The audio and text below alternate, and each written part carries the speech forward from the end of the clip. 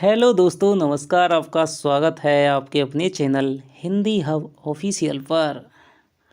तो दोस्तों, आज हम करने वाले हैं चर्चा मीराबाई के प्रश्नों पर। मीराबाई पदावली के 20 पद परशुराम चतुर्वेदी के संपादकत्व में मीराबाई पदावली के 20 पद आपके सिलेबस में लगाए गए हैं। लेकिन इससे पहले मैं एक बात आपसे कहना चाहता हूँ कि कई दिनों से लगातार कोई दुष्ट आत्मा हमारे चैनल को हैक करने की कोशिश कर रही है। लेकिन आप सबकी दुआओं से, आपके विश्वास से और ईश्वर की दोस्तों कृपा से हमारा चैनल अभी बचा हुआ है।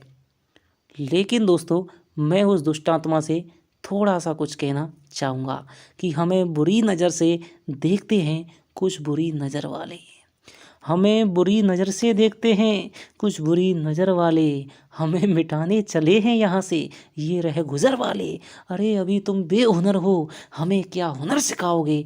हमने हुनर को भी हुनर सिखा दिया, हमें से हैं हुनर वाले। तो ये जो पंक्तियाँ हैं दोस्तों, इसी नाचीज़ की लिखी हुई हैं। तो चलिए और कभी आपको सुनाएंगे।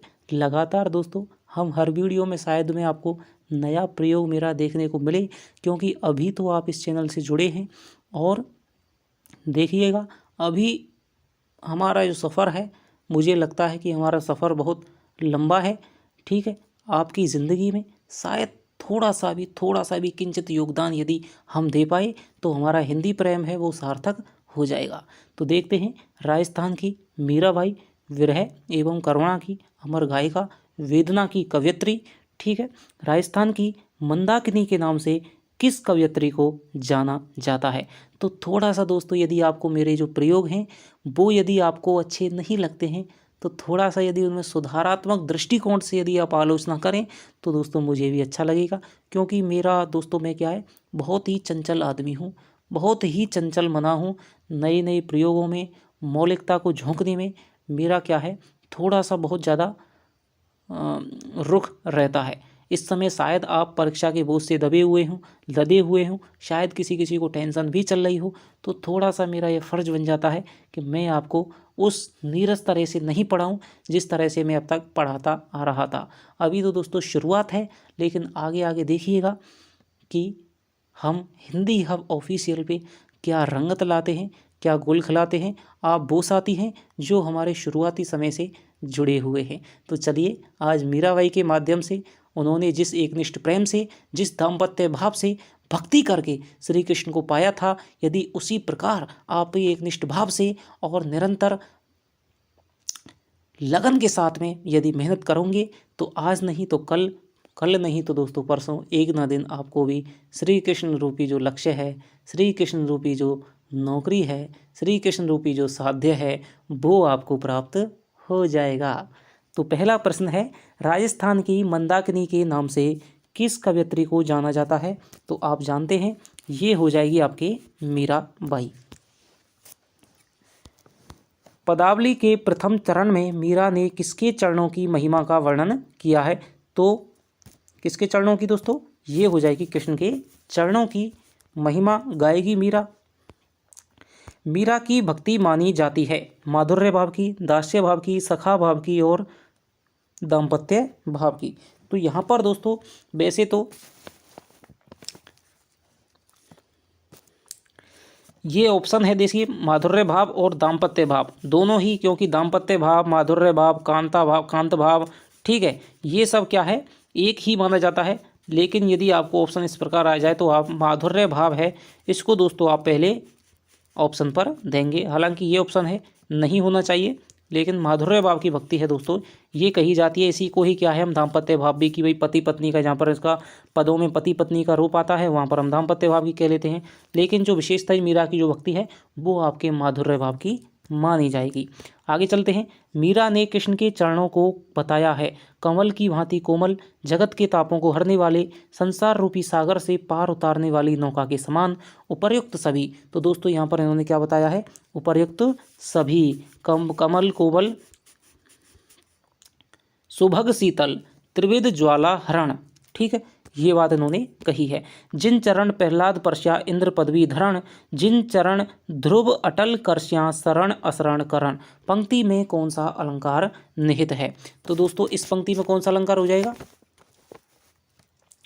तो इस पंक्ति में आपका दोस्तों क्या है, यहाँ पर तो दोस्तों कि जिन चरणों को प्रहलाद ने परसा था, इंद्र ने जिनको चरण कर करके अपनी इंद्र की जो पदवी धारण की थी, ध्रुव ने क्या है जिन चरणों की पूजा की थी।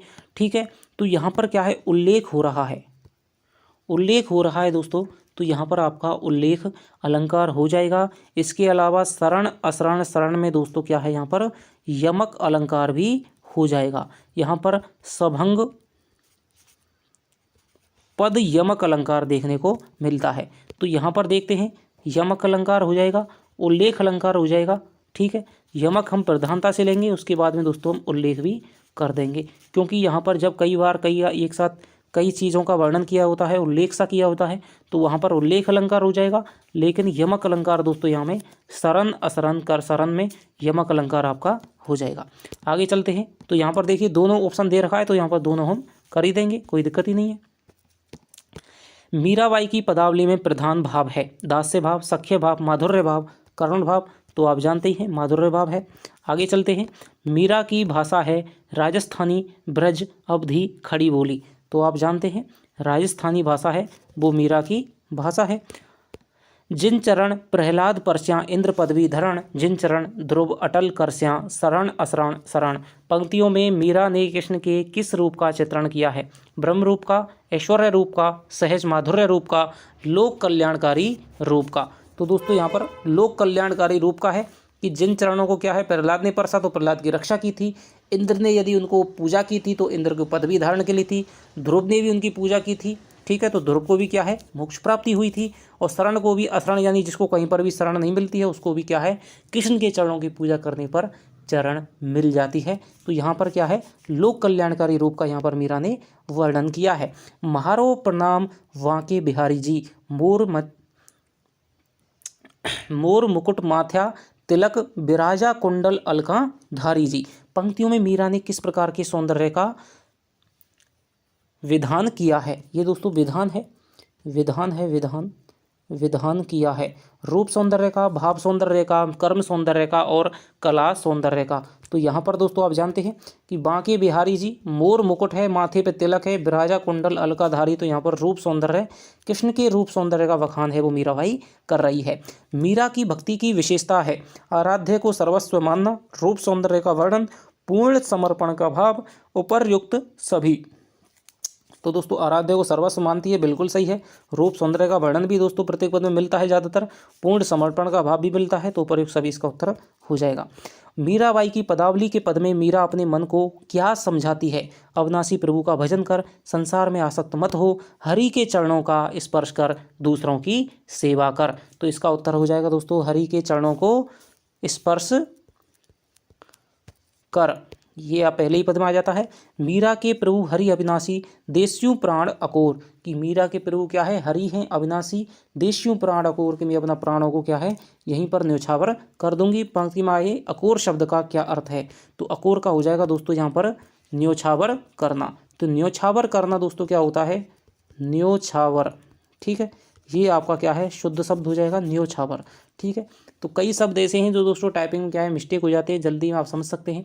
ठीक है, हमारी अभी तक ऐसा कोई टाइपिस्ट है नहीं कि भाई वो हर शब्द को क्या है लिख सके, तो थोड़ा सा आप इस तरह से लेकर के चलना। ठीक है, न्योछावर है, न्योछावर शुद्ध शब्द है। थोड़े से कुछ शब्द ऐसे होते हैं जो संवेदनशील होते हैं, शब्द शुद्धि में भी आपके पूछे जाते हैं, तो इस प्रकार आपको ध्यान रखना चाहिए।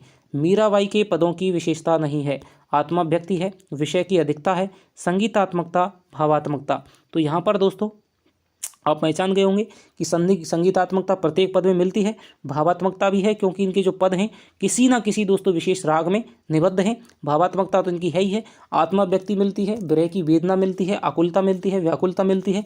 तो विषय की अधिकता यहाँ पर दोस्तों नहीं मिलती है। मीराबाई के आराध्य हैं कृष्ण हैं, ये आप जानते हैं। मीरा ने अपने आराध्य कृष्ण को बताया है भक्तों को प्यार करने वाले, संतों को सुख देने वाले मथुरा के राजा ए और बै दोनों। तो दोस्तों भक्तों को प्यार करने वाले भी हैं और संतों को सुख देने वाले भी हैं। तो इसका उत्तर हो जाएगा आपके ए और बै दोनों हो जाएगा। आगे चलते हैं। मीरा ने तीनों लोकों में किसी अपने जीवन और प्राणों का आधार बनाया है। तो भगवान राम को, भगवान श्री कृष्ण को, भोजराज को, गुरु रैदास को।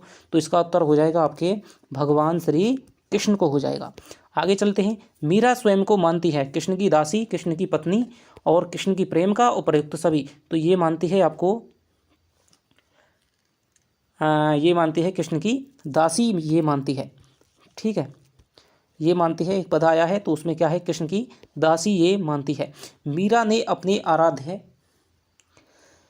कृष्ण को कठोर हृदय वाला क्यों कहा है? तारने की प्रवृत्ति त्यागने के कारण, मीरा की तरफ ध्यान न देने के कारण, गोकुल वापस न लौटने के कारण और गोपियों की सुधि न लेने के कारण। तो दोस्तों ये युग्म शब्द भी है। सुधि माने याद, ठीक है, ये मैं आपको बता दूं, सुधि माने याद होता है और सुधि, सुधि माने होता है दोस्तों विद्वान होते हैं, ठीक है, विद्वान जन होते हैं जो आपके क्या है सुधि यानी कि जो विद्वान होते हैं और जो क्या है विभिन्न शास्त्रों का ज्ञान रखने वाले होते हैं, उनको कहते हैं हम सुधि। तो सुधि जन हो जाएंगे, ठीक है, सुधि माने याद हो जाएगी। तो इसका उत्तर हो जाएगा आपके मीरा ने अपने आराध्य श्री कृष्ण को कठोर हृदय वाला क्यों कहा है? तो ये कहा है दोस्तों कि वो मीरा की तरफ ध्यान नहीं देते हैं, इसीलिए मीरा है देशियों प्राण अकोर, कि क्या है, मैं प्राण दे दूंगी यदि तुम मेरी तरफ ध्यान नहीं दोगे। निम्न में से कौन सी पंक्ति मीरा के पद की नहीं है? मोर मुकुट माथा तिलक बेचारा अलगा कुंडल धारी जी, ये पंक्ति है। मोर मुकुट मकराकर कुंडल अरुण तिलक सोहा भाल, ये भी है।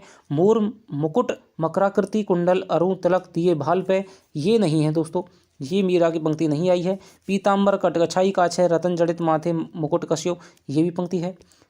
मीरा रे प्रभु अविनाशी देशियों प्राण अकोर पंक्ति में मीरा के मन का कौन सा भाव व्यक्त हुआ है? श्रृंगार भाव, प्रेम भाव, समर्पण भाव, अहम भाव। तो दोस्तों मीरा है अपने आराध्य पर प्राण न्यौछावर करना चाहती है, तो यहाँ पर आपका क्या है, समर्पण भाव है। यदि तुम मुझको दर्शन नहीं दोगे देश, ठीक है, तो मैं आपका क्या है अपने प्राण यहीं पर त्याग दूंगी। तो यहाँ पर क्या है, थोड़ा सा उलाना भाव, हटकी व्यंजना भी हुई है और यहाँ पर समर्पण भाव देखने को मिलता है, ठीक है।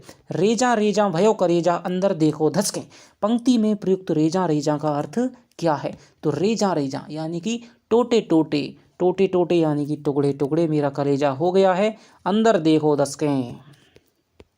रेजा रेजा भयो करेजा अंदर देखो धसके, पंक्ति में मीरा के कलेजे के टुकड़े टुकड़े होने का कारण क्या है? भोजराज की अकाल मृत्यु? बिल्कुल नहीं। विक्रमजीत द्वारा ने कष्ट देना? बिल्कुल नहीं, क्योंकि इस प्रकार से भौतिक कष्टों को तो क्या है मीरा हंस हंस करके, पीवत मीरा हंसी, हंस हंस करके सहन कर लेती है। श्री कृष्ण के दर्शन ना होना, प्रभु की भक्ति में मन ना लगना। तो दोस्तों मीरा के कलेजे के टुकड़े टुकड़े होने का कारण क्या है कि श्री कृष्ण के दर्शन नहीं हो पा रहे हैं, ठीक है। कुंडल झलका कपोल अलका लहराई, मीना ज्यों तज सखर मकर मिलन धाई, पंक्ति में कौन सा अलंकार है? ठीक है, दृष्टांत हो जाएगा, उत्प्रेक्षा हो जाएगा, उदाहरण हो जाएगा, उल्लेख हो जाएगा। तो इसमें दोस्तों कौन सा अलंकार है? आपका दृष्टांत अलंकार हो जाएगा, ठीक है, क्योंकि यहाँ पर क्या है, मीन का क्या है, यहाँ पर उदाहरण वो दृष्टांत यानी दिया गया है, ठीक है। कुंडल झलका कपोल अलका लहराई, मीना ज्यों तज सखर मकर मिलन धाई। तो यहाँ पर मछली का उदाहरण है। नैना चंचल अटक न मान्या परहत गया बिकाय, उपरोक्त पंक्ति में मैन परहत शब्द आया है। ये मैन नहीं है, ये मैं है। मैं परहत, परहत शब्द किसके लिए आया है दोस्तों? तो ये आया है दोस्तों आपके किसके लिए? कृष्ण के लिए शब्द आया है कि परहत गया बिकाय, यानी कि मैं दूसरे हाथ में क्या है, बिक गई हूँ। तो ये श्री कृष्ण के हाथों बिक गई है मीरा। मीराबाई की पदावली में पद में मीरा को लोगों द्वारा ताने व भटकी हुई कही जाने का क्या कारण है? अपना सर्वस्व कृष्ण के प्रति न्योछावर करने के कारण, कृष्ण के प्रति आसक्ति देखकर, कुटुंबी जनों का कहना न मानने के कारण और उपर्युक्त सभी। तो इसका उत्तर हो जाएगा आपके उपर्युक्त सभी हो जाएगा। न्योछावर को आप फिर से ध्यान कर लें, न्योछावर, ठीक है। आगे चलते हैं। कृष्ण भक्त कवि ने अपने आराध्य को संजीवनी जड़ी के समान बताया है। तो ये है दोस्तों आपने मीरा ने क्या है, कृष्ण को संजीवनी जड़ी के समान बताया है। मीराबाई की पदावली के पदों में मीरा अपनी सखी से अपनी बीमारी का क्या इलाज करने को कहती है, चंदन घिसकर लगाने को कहती है, जादू टोना करने को कहती है, औषधि लाने को कहती है और कृष्ण से मिलने को कहती है। तो इसका दोस्तों जो उत्तर हो जाएगा वो भी हो जाएगा क्या है, कृष्ण से क्या है मिलन कराने को कहती है। उसका रोग है वो तभी ठीक होगा, क्योंकि उसको क्या है भौतिक रोग नहीं है बल्कि उसको प्रेम का रोग हो गया है। पदावली के पद में मीरा ने अपनी पलकों को ना झपकाने का क्या कारण बताया है, तो ये बताया है दोस्तों कृष्ण की मधुर छवि में खो जाने के कारण है वो पलकें उसकी नहीं झपक पाती हैं।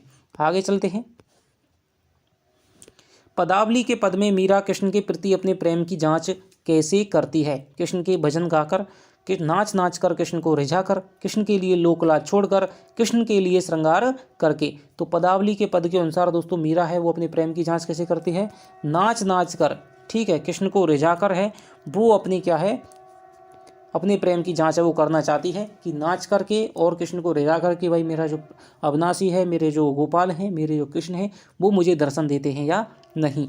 पदावली के पद में मीरा अपने रोने का क्या कारण बताती है, कृष्ण के दर्शनों के लिए, कृष्ण से मिलन न हो पाने के कारण, संसार में फंसे लोगों को देख करके, कुटुंबी जनत द्वारा ताने देने के कारण, कि भक्त सुखों को देख कर तो क्या है मीरा खुशी होती है और दुखी संसार जनों को यानी कि जो दुखी जन हैं संसार जन हैं उनको देख करके मीरा रोती है। तो ये हो जाएगी संसार में जो फंसे लोग हैं उनको देख करके मीरा क्या है दुखी होती है। आगे चलते हैं। पदावली के अनुसार मीरा किसे देखकर प्रसन्न होती है, तो ये हो जाएगा दोस्तों कृष्ण भक्तों को देख करके प्रसन्न होती है। आगे चलते हैं। मीरा ने कृष्ण के प्रेम रूपी बैल को किस प्रकार, प्रेम रूपी बैल नहीं है ये बेल है, ठीक है, तो ये भी दोस्तों आपके युग्म शब्द बन सकता है, ठीक है, एक जैसा उच्चारण हो रहा है। बेल माने एक लता विशेष, बैल क्या हो जाएगा, ठीक है, आप जानते ही हैं।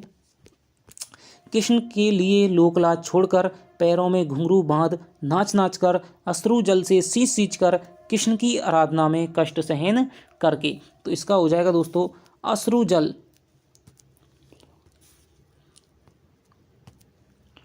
अश्रु जल से सींच सींच कर क्या है मीरा ने प्रेम बेल बोई है, कि असुवन जल सींच सींच प्रेम बेल बोई, अब तो बेल फैल गई आनंद फल होई।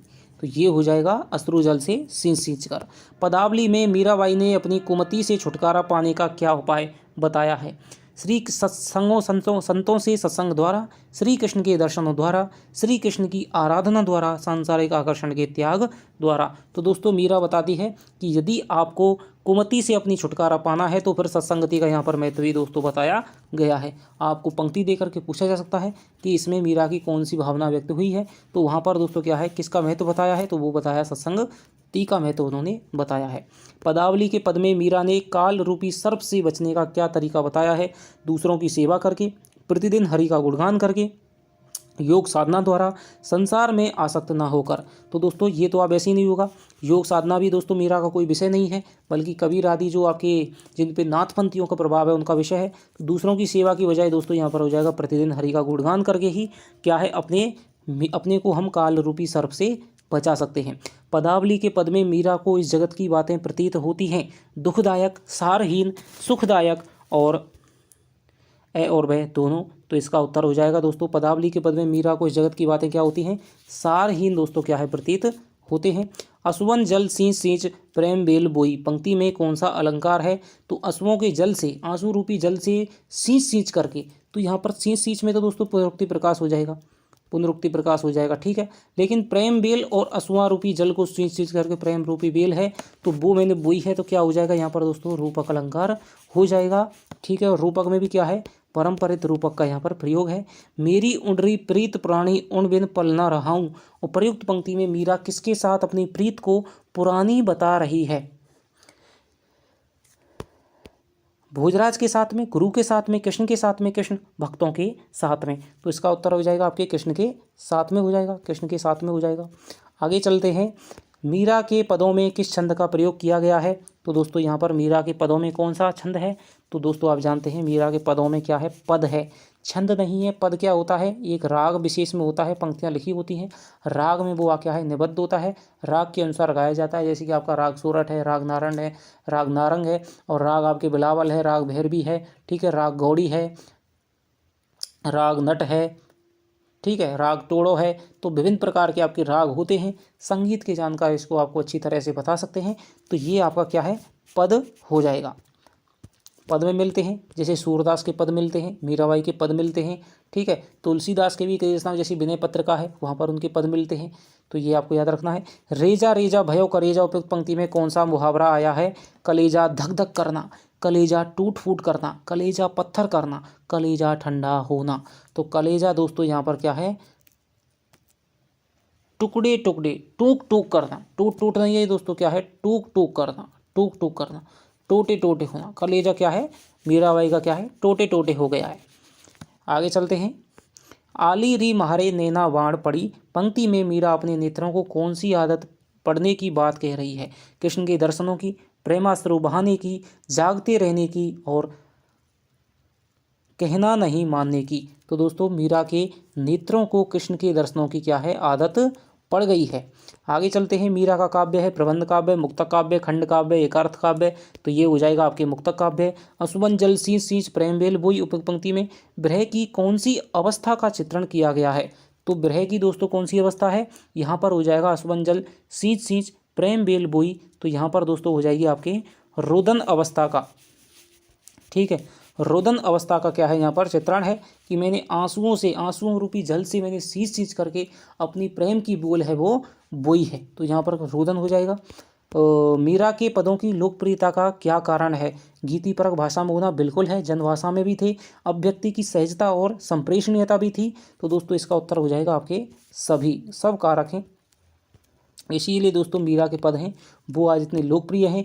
रसखान के सवैये भी दोस्तों अपनी रसात्मकता के कारण और अपनी सहजता के कारण और अपनी गेयता के कारण बहुत ज़्यादा प्रसिद्ध हैं। मीरा के काव्य की विशेषता नहीं है माधुर्य भाव की भक्ति का चित्रण, भावों की तीव्रता के साथ अभिव्यक्ति की सहजता, निश्चल प्रेम की अभिव्यक्ति और भाषा की समाज शक्ति। तो उपयुक्त जो तीनों कारण हैं दोस्तों वो आपकी विशेषता देखने को मिल जाएगी, लेकिन भाषा की समाज शक्ति है वो दोस्तों बिहारी के दोहों में देखने को मिलती है, और कल्पना की समाहार शक्ति भी बिहारी में है। बस्या महरे नैनड़ में नंदलाल, मोर मुकुट मकरा कृत कुंडल, अरुण तिलक सोहा भाल। पंक्तियों में मीरा ने कृष्ण के किस रूप का चित्रण किया है? रसिक रूप, लोक कल्याणकारी रूप, ऐश्वर्य रूप और ब्रह्म रूप हो जाएगा। तो कृष्ण के दोस्तों यहाँ पर क्या है? रसिक रूप का चित्रण है वो मीरा ने किया है, ठीक है। जो भी आपके बाहरी रूप सौंदर्य है। पदावली के पद में मीरा ने अपने नेत्रों पर किसका एक छत्र राज्य बताया है? नींद का, कृष्ण का, आंसुओं का, प्रेम का। तो यहाँ पर हो जाएगा दोस्तों आपके कृष्ण का एक छत्र राज्य है, ठीक है। पदावली के पद में मीरा कृष्ण से मिलने के लिए क्या करती है? श्रृंगार करती है, मंदिर में पूर्ण मिलन के लिए सैया बिछाती है, घर के दरवाजे पर बैठ जाती है, सखी से जादू टोना करवाने को कहती है, अपनी पलकों को बंद कर लेती है, ठीक है। कि पदावली में मीरा कृष्ण से मिलने के लिए क्या है दोस्तों? क्या है वो क्या कहती है? कि श्रृंगार करती है, और मिलन के लिए क्या है? आज तो पूरा सेज बिछाऊं। तो यहाँ पर मिलन के लिए वो सैया बिछाती है, ठीक है। और उसकी क्या है? रात्रि के मिलन के लिए क्या है? पूर्ण प्रबंध करती है एक पत्नी की तरह। आगे चलते हैं। पदावली के पद में मीरा कृष्ण, ये तो हो गया। मीरा के प्रभु राम जी बड़भागन रीजे हों पंक्ति में कौन सा अलंकार है? तो दोस्तों यहाँ पर क्या हो जाएगा? उपमा, उत्प्रेक्षा, श्लेष और रूपक। तो इसमें आपका हो जाएगा दोस्तों श्लेष अलंकार हो जाएगा। और श्लेष अलंकार कैसे है थोड़ा सा मैं आपको बताऊं कि यहाँ पर क्या है? मीरा के प्रभु राम जी बड़भागन, ठीक है। बड़भागन क्या है? यहाँ पर बड़भागन जो शब्द है, ठीक है, बड़भागन शब्द में यहाँ पर क्या है? श्लेष अलंकार है।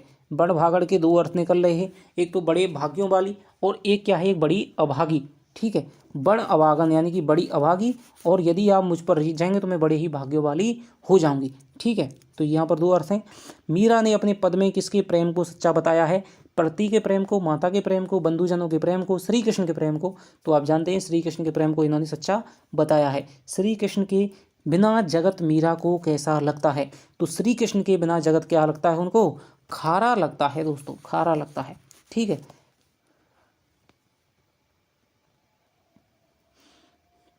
खारा मीरा को लगता है। तो ये थे दोस्तों आपके 50 प्रश्न मीराबाई को लेकर के। अब अगली वीडियो जो हमारी होगी वो होगी दोस्तों सूरदास पर। लेकिन जाते जाते मैं आपको एक बात कहना चाहूँगा, यदि आपको हमारी मेहनत दोस्तों पसंद आ रही है तो कृपया चैनल को दोस्तों सब्सक्राइब कर दें। आपको निश्चित रूप से दोस्तों हम कुछ ना कुछ तो दोस्तों आपको फ़ायदा पहुँचाएंगे। आपको एक भी वीडियो मिस नहीं हो परीक्षा तक, ठीक है। तो इसके लिए सब्सक्राइब कर लें और जो बेल आइकन है उस पर भी क्लिक करके ऑल के बटन पर आप क्लिक कर लीजिए। तो चलिए आपसे मिलता हूँ अगली वीडियो में सूरदास जी के साथ में। तब तक के लिए दोस्तों बाय बाय, जय हिंद, जय भारत।